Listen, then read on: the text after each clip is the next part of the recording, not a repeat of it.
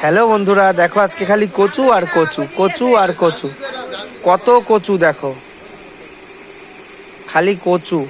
মহোৎসবে আমি পলতাতে এসছি, আর এনরা দেখো কত কচু কেটেছে। এটা কত বড় বুঝতে পারছো?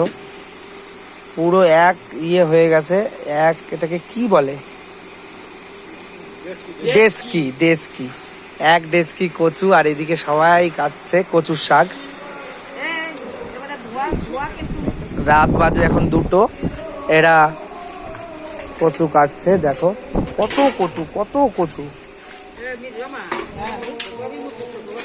দাঁড়াও, আরো দেখাচ্ছি, দাঁড়াও।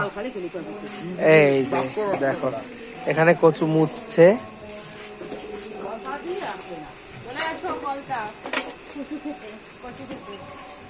পলতা ডাকছে তোমাদের সবাইকে, তোমরা এসে কচু খেয়ে যাওয়া। কত কচু বুঝতে পারছো তো? ভিডিওতে তো বোঝা যাচ্ছে না, তোমরা সামনাসামনি দেখলে বুঝতে পারতে। পুরো ভর্তি লাট কচু। মহোৎসব হচ্ছে তাই সবাই কচু কাটছে। হাত চুলকাচ্ছে মাসি? না না, হাত চুলকাচ্ছে না। খুব ভালো কচু। কচুতে হাত চুলকায় না, কাঁচা খেলেও গলা চুলকাবে না। এটা কামড় দিয়ে দেখাই দাও।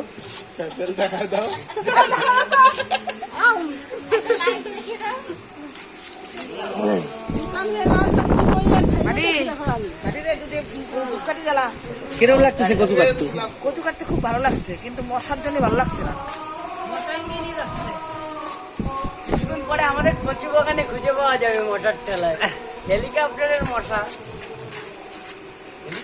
সবাই মন দিয়ে ঠাকুরের কাজ করছে। কচু কাটা মানে সব ভক্তরা আসবে তো কালকে রে। এ কচুর এটা কি হবে? কচু শাকই হবে রান্না।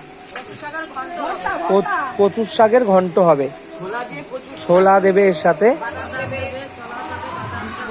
কি বাদাম, ছোলা আর ইলিশ মাছের মাথা। ভাই ইলিশ মাছ টাছ না বন্ধুরা, খালি খালি ছোলা আর বাদাম হবে।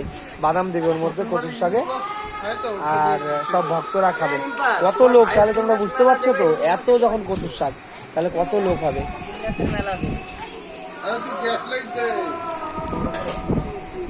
অনেক অনেক। রাত বাজে এখন 2টো। তা যাই হোক, এই অবধি আমাদের এই ভিডিওটা থাকলো, কচুর ভিডিও। তোমাদের ভালো লাগলে লাইক করো একটা। ঠিক আছে, টাটা বন্ধুরা।